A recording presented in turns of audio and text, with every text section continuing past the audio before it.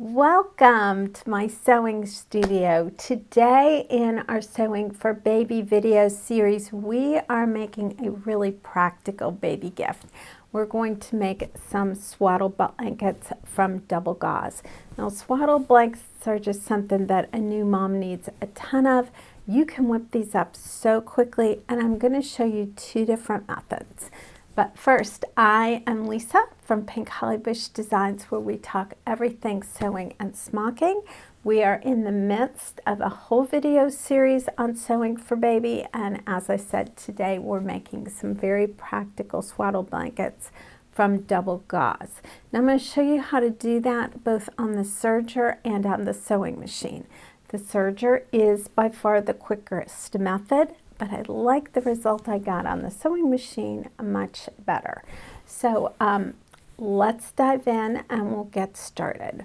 So first, I made both of these out of double gauze material, and I do recommend that is what the ones you can purchase online are made out of. It's a really soft material, it's loosely woven, it's not real hot for a baby, and they wash up really quick and easy. So this is similar to what is used in the hospital to swaddle a blanket. And so I was just recently at a shower, and the mom was thrilled to get a couple of these. So double gauze is material you can find fairly easily. You can check out, I have two companion videos in this series, one on shopping at Joann Fabrics and one on shopping at Hobby Lobby, and I found double gauze at both of those. It's also available online at Amazon. I'll put some links down below for you there. I have some available in the shop. What I have in the shop is a higher quality and is therefore more expensive. It's actually thick enough to be used not just as for a swaddle blanket, but it's also a thick enough fabric, a little bit beefier, to be used in apparel. So you might not want to spend the extra amount, or you might not care and just want that nicer fabric. So check it. All of that will be linked below and you can check it out. All right, let's get started with making our blankets.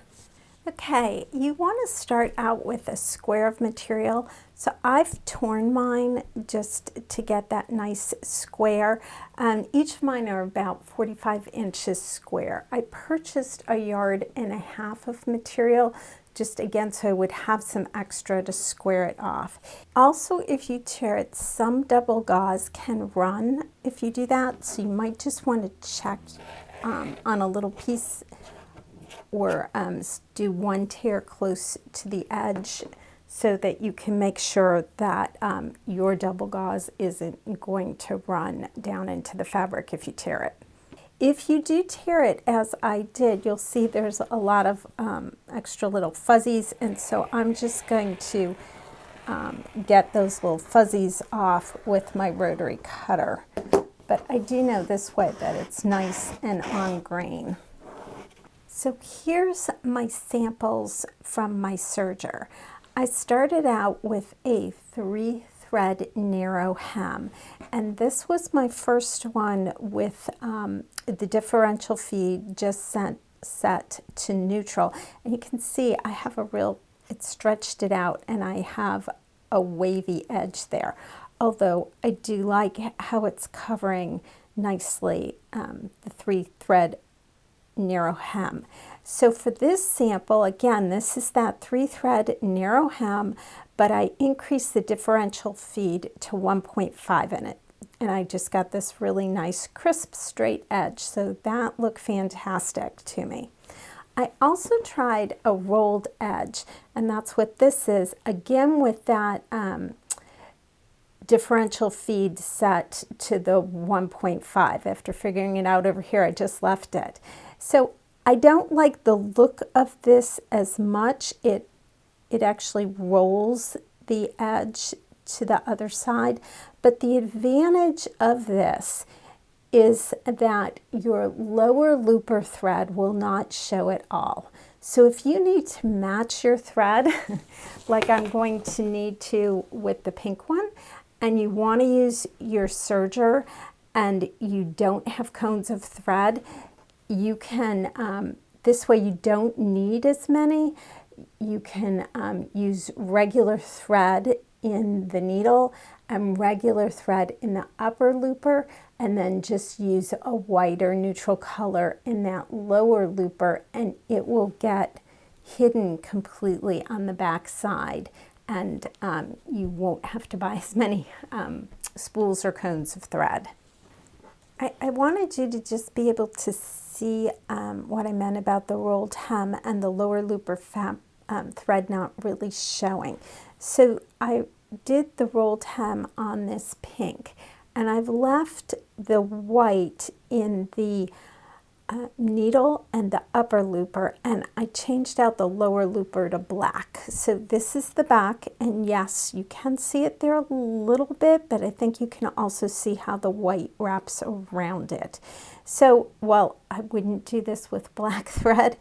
If you had a more neutral color, or if I had pink in the upper looper thread and the needle thread, and then I had just white in that lower looper, I think you really wouldn't see it hardly at all, and it would be fine, rather than having to buy 3 spools of the pink thread.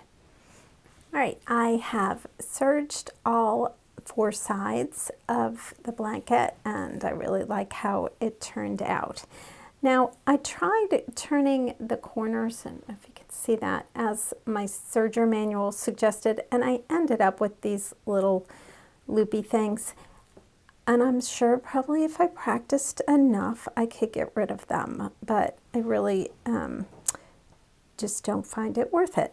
So with the either the 3-stitch narrow hem like I did, or a rolled edge, it's really hard to try and take your thread tails and put them back under. So instead, what I'm going to do is I just have regular sewing thread, I have a needle, and I'm just going to take a couple little stitches here on the corner to just secure this, and then I'm going to cut that little thread tail off. And I just find that, you know, this is going to take me 2 seconds to do this, and that way it's going to be secured. You don't want to use fray check or something like that, because it does create a hard edge, and I just don't want anything hard for the baby. So we're going to clip my thread, and then we'll clip off that little loop. Okay. And on these, because I didn't like how I was getting those little loops, what I did is I didn't bother to turn the corner. I just ran it right off the edge, and then I started again. So again, I have this tail, the first one got, you know, when I started it cut, when I started to do this side, it cut off the edge of this side. So I just have the one there. And again, I'm just going to do a couple little stitches. You could take this to your regular machine too, and just do a couple little straight zigzag stitches on the corner if you didn't want to do it by hand. I just find that, you know, it just takes me a couple seconds. That's all there's to it.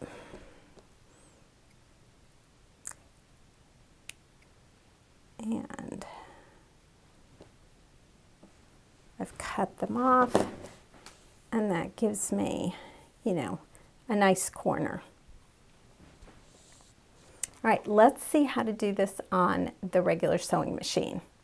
All right, so I have measured 1.5 inches from the edge here and 1.5 inches from the edge here, and now I've connected that I marked 2 dots and I connected them.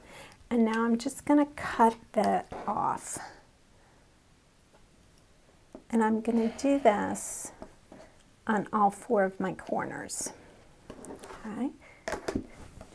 Then I'm going to get my pins here.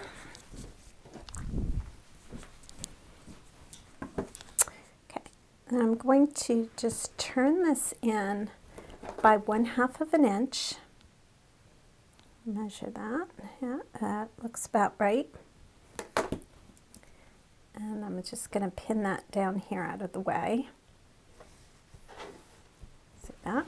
I'm going to do the same thing on the other side, and you want to be accurate with this measurement. Yeah. I've then gone to my iron and I've pressed these two sides down so I can be accurate in the next step.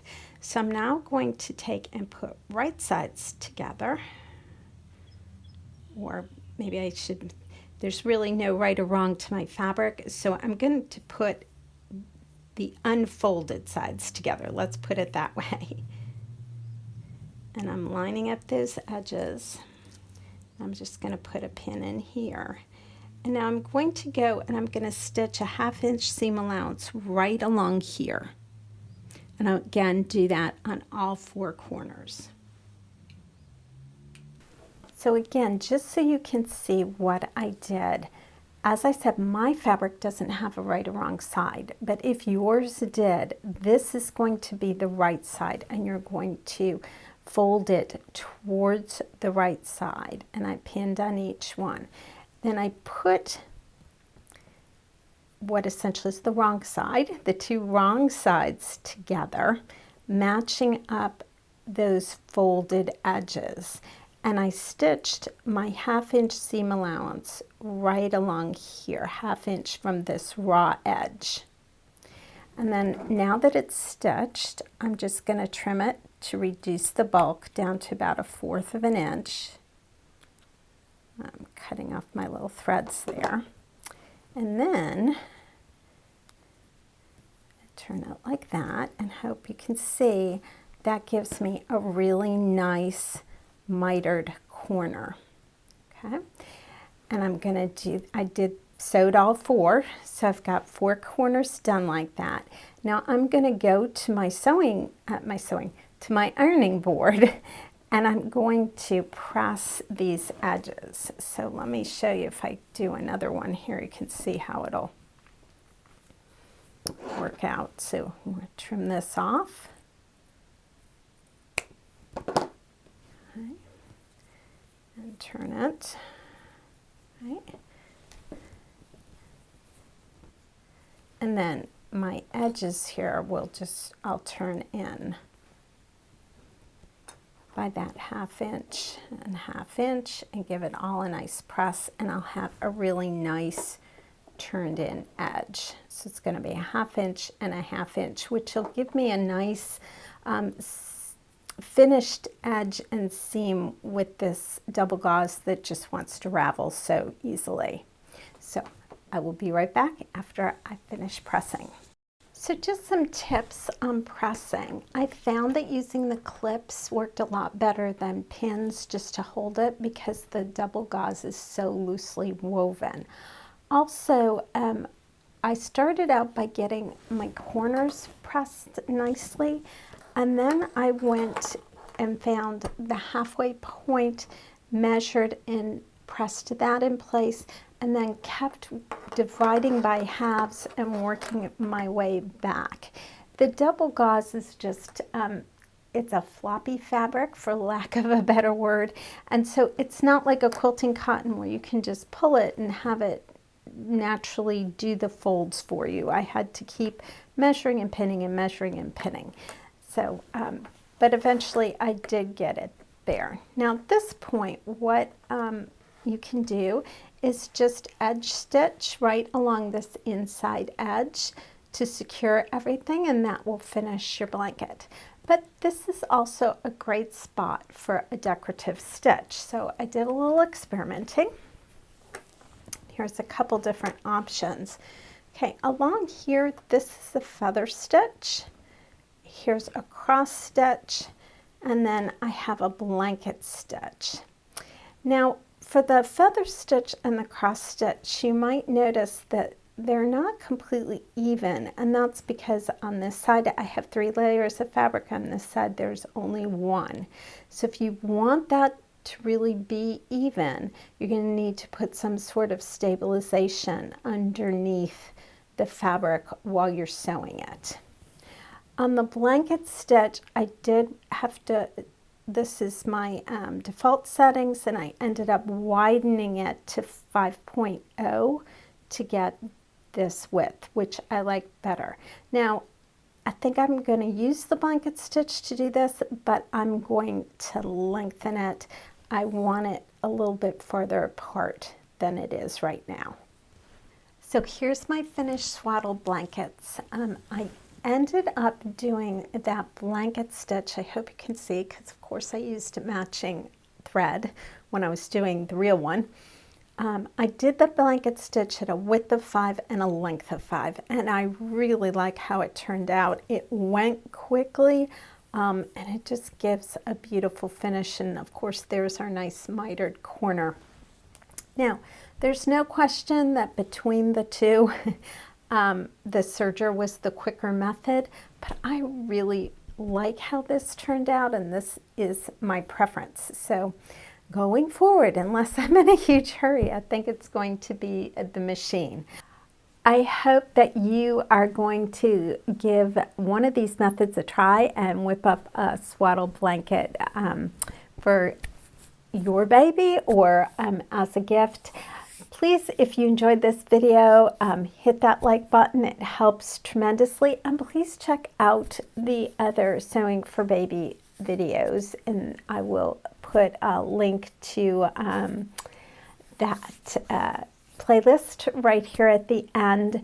You will also find, as part of that playlist, a great free ducky applique pattern if you would like to add that to one of your swaddle blankets. So make sure to go check that out, and I'll put a link to that as well. Happy sewing, and I hope to see you back here soon.